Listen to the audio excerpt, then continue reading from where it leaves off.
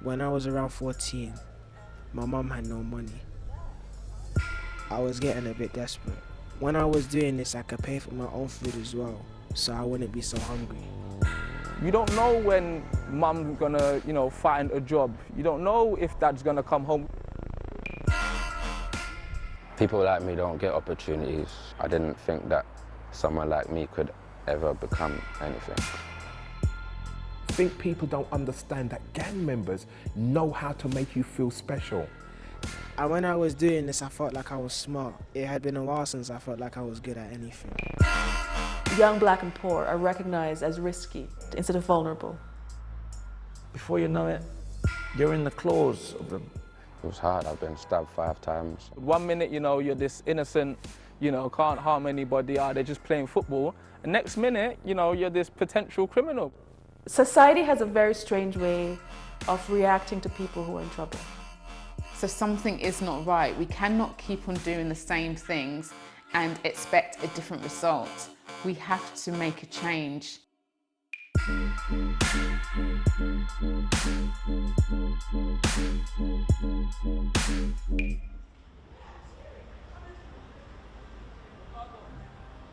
What does the roads do? The roads, they kill you.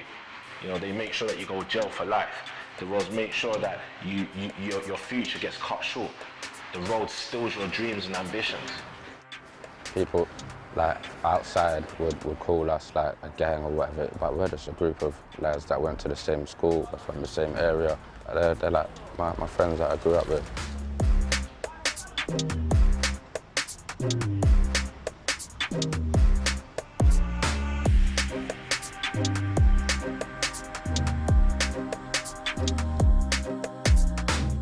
These people were similar to me. I could relate to them more, so it was nice to chill with people like me.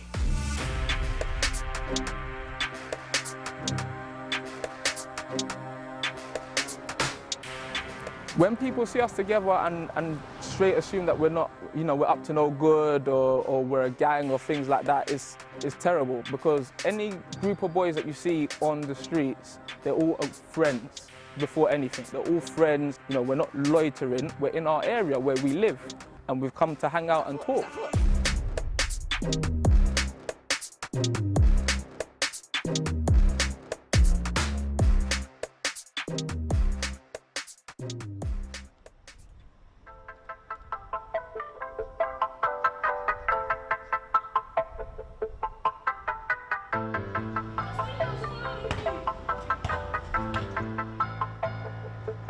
Well, history tells us something interesting about these things, these groups that we call gangs.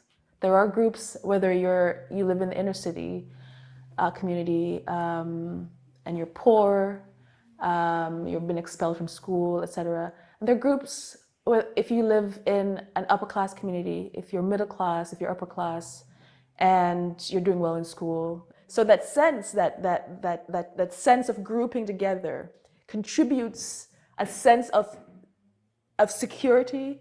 Their experiences tell them that for them, the world exposes them to vulnerabilities. And so they form clusters because it helps them. Another young life cut short, caused by knife crime in London. He had ADHD and had been excluded from mainstream education. He was groomed by local gangs. There are 4 families. They've lost loved ones to the callous use of knives as lethal weapons. He's gonna get dipped.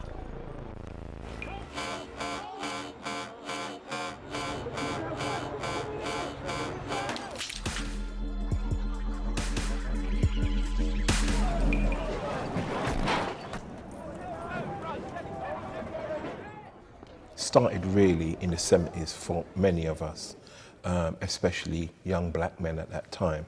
You could be arrested on suspicion of about to commit an arrestable offence. So the officers could read our minds, basically. So we used to call them the thought police. I can go back to when I very first heard a racist word from a police officer in 1974 where I was only 10 years old. I was frightened, I'm not going to be afraid to say that. I was really kind of scared because I thought police officers were supposed to protect us, really, to be honest. The police was criminalising black people for offences they hadn't committed. I spent most of my life either running from the police, running from the National Front, and I thought enough's enough. We had to protect ourselves. I know some people say you have choices in life, but when you're an 11, 12, 13-year-old kid and you're being consistently abused, consistently chased, I don't know what else we could have done. It made me realise for the first time that we were pushed into this gang lifestyle. For 8 hours, police fought a pitched battle against 100 or more white and coloured youths, some as young as 12, the oldest no more than 20. Something has got to be done in terms of jobs, in terms of economic future, and in terms of giving the black community some say in what, or some future in society. And I know some people like to think it was just the police, but it was the system. We couldn't get any decent jobs. Everything about the system was against us as black men. Once you started in this life of gangs, it will lead to other things. And I think that was our downfall. What started as a social response now became a criminal response. Yo, blah, bustin' if you're coming at me though, blah, bustin' if you're coming at me though, blah, man I take aim, no free throw, no man I bustin' if you're coming at me though. Typically, the kinds of gangs that we hear about are associated with poorer communities, so poor neighborhood spaces. And the practice that follows, calling a group a gang, contributes more to the vulnerability that young people feel. So it reinforces the decision to be part of those groups. Young, black, and poor are recognized as risky, right, instead of vulnerable. Because those who are recognizing them as risky, they understand that they're gang adjacent, they live in the same areas as dangerous criminals.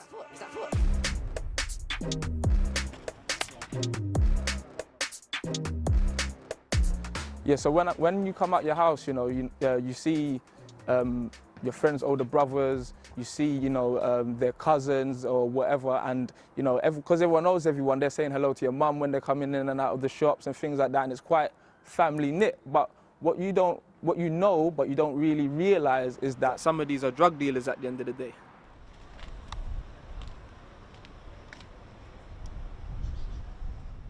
They were asked to meet you, not just to buy or sell something, just to link and chill, innit? Bun and zoot. And when you're both bunning, you're both mash up, talking about life and your own stuff. And then you tend to open up a lot more. You'll become close friends. And that's how it all happens.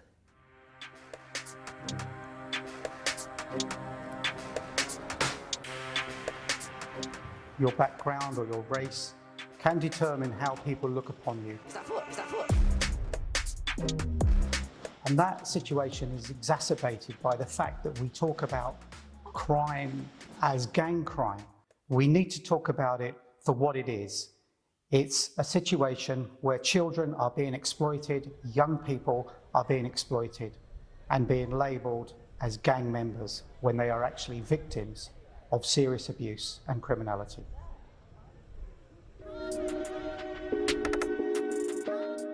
Our environment has just made us like this, you know. We walk in big groups, you know. That comes with the territory. That comes with living on an estate.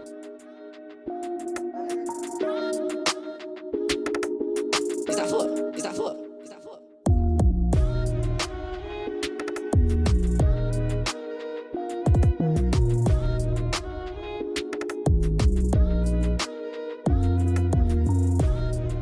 You're developing your sense of self, right? You're a young person, you're developing a sense of who you are within society.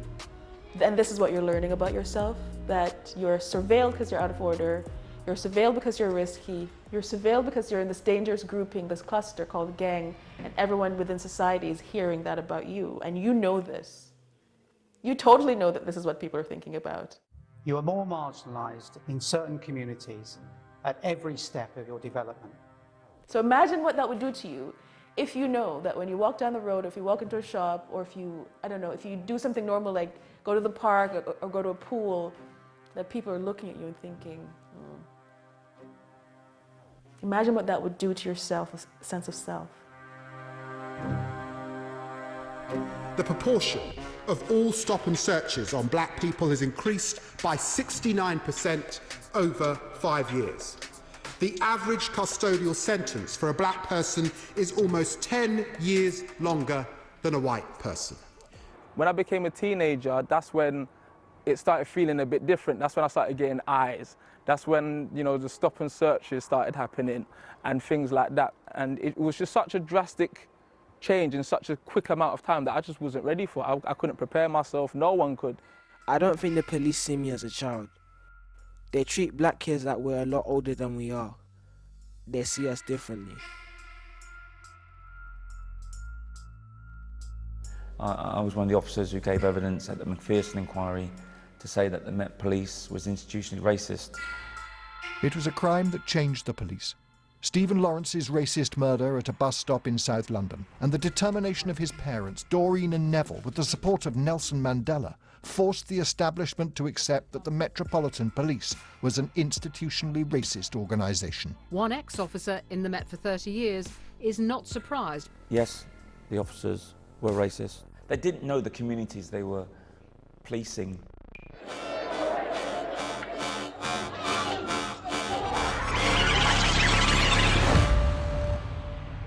How do we break down that anger between the police and communities?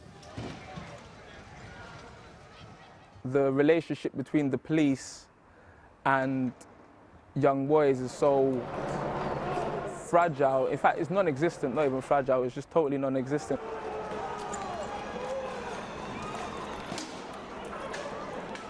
They're those people who walk past and look at us and see gang.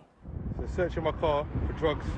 So you have this situation where communities are suspicious of the police, and in some circumstances, the police are suspicious of the communities.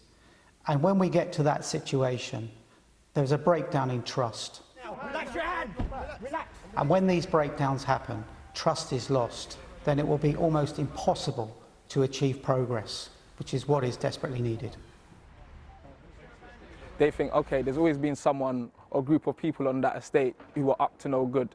So automatically they think the next generation of kids are going to be exactly the same, you know, without any evidence to go off of. They're seeing the Met as really an occupying force, and they're feeling over-policed and under-protected. We've got to break down those barriers. But we need investment, and that's financial investment, to build those resources. And we need to build models that help them and develop them and prevent them from being victims of crime. The police don't understand us. And you can see, when you talk to them, you can feel that divide, that, you know, you just don't understand. You know, you don't understand. And there are one or two police officers who do get it, but as an institution, they don't. Yeah.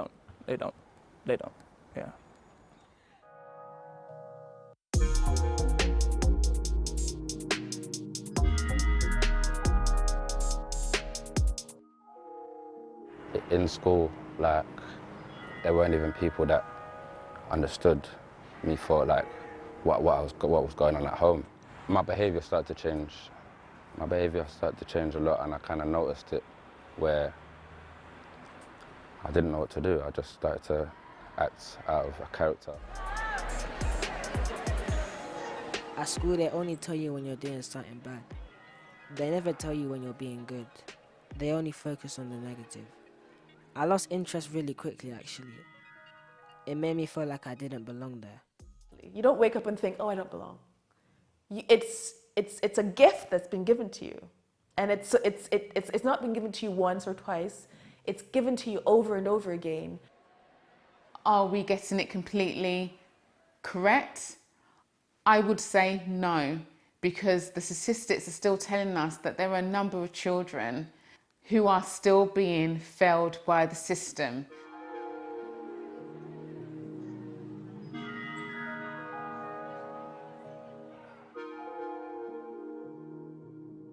Children are falling through the cracks every single day. They may make bad decisions, okay? You can be expelled from school by making a bad decision, but it's not a level playing ground. Some children are far more likely to make bad decisions if they're growing up in poverty, they're hungry, they don't have any positive male role models around them to help guide them on the right course. Why are we not leveraging funding so that every single child has the same start?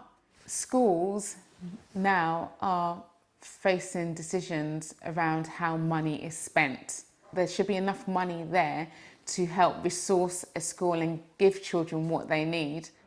School days for me was very hard because it's like they gave up too quickly. When I lost interest in school, like, the days would just drift by. I got excluded about 5 or 6 times. When you get kicked out of school, for example, after that, the education system kind of bins you off.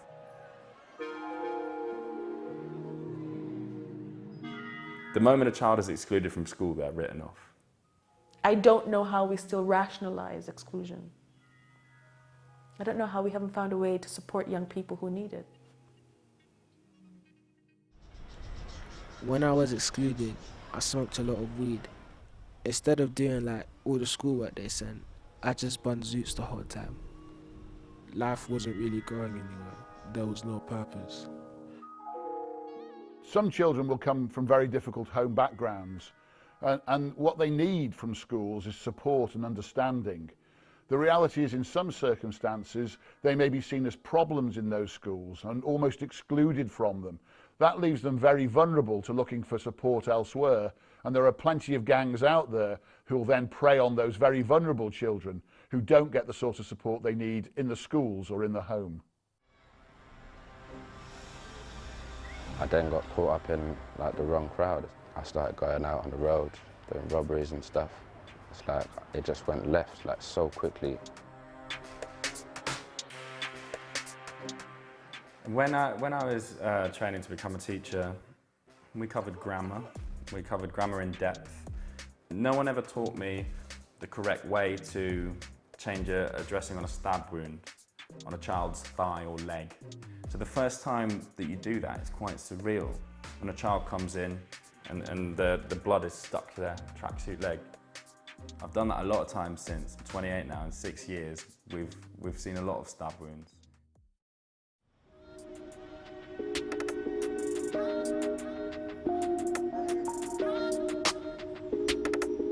Is that foot? Is that foot? Is that foot?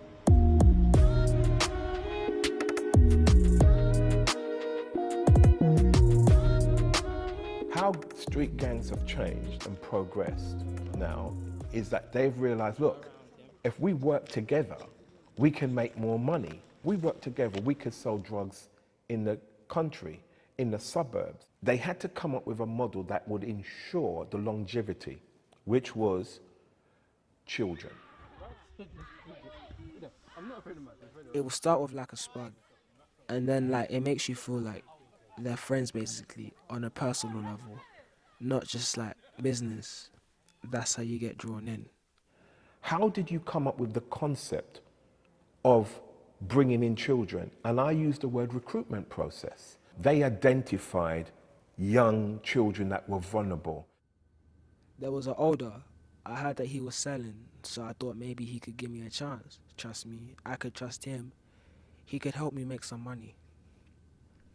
And over the years we had less and less money, and I was getting a bit desperate. I'd get food from my friends, but not a lot. I would still be hungry throughout the day, and I thought I could pay for my own food as well. And then I wouldn't be so hungry.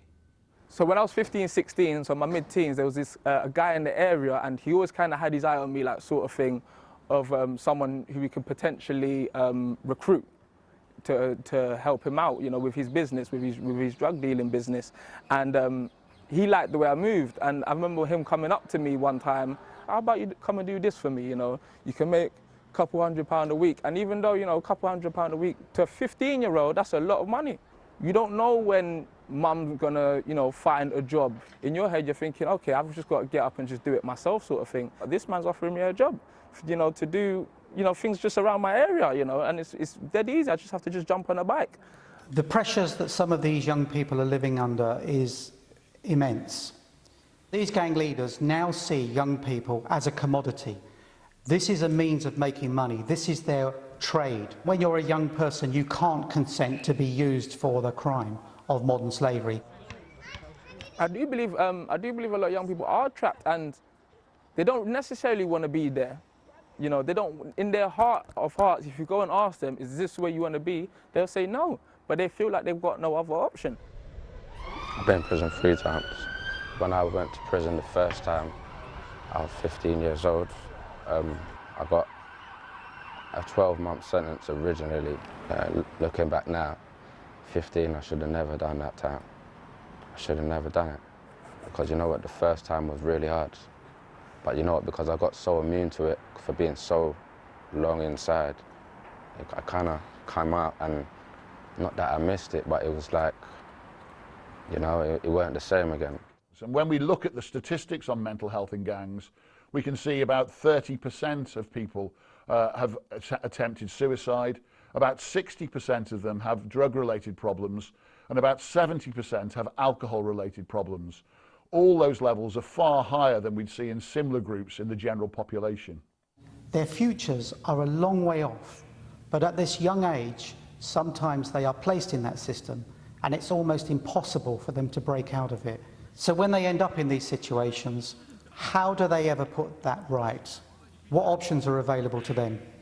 We need to get those early interventions and prevention programs to recognise the trauma these youngsters are going through, how you can support them, and then grassroots organisations to not only to identify them, but also to get those youngsters to buy into a programme.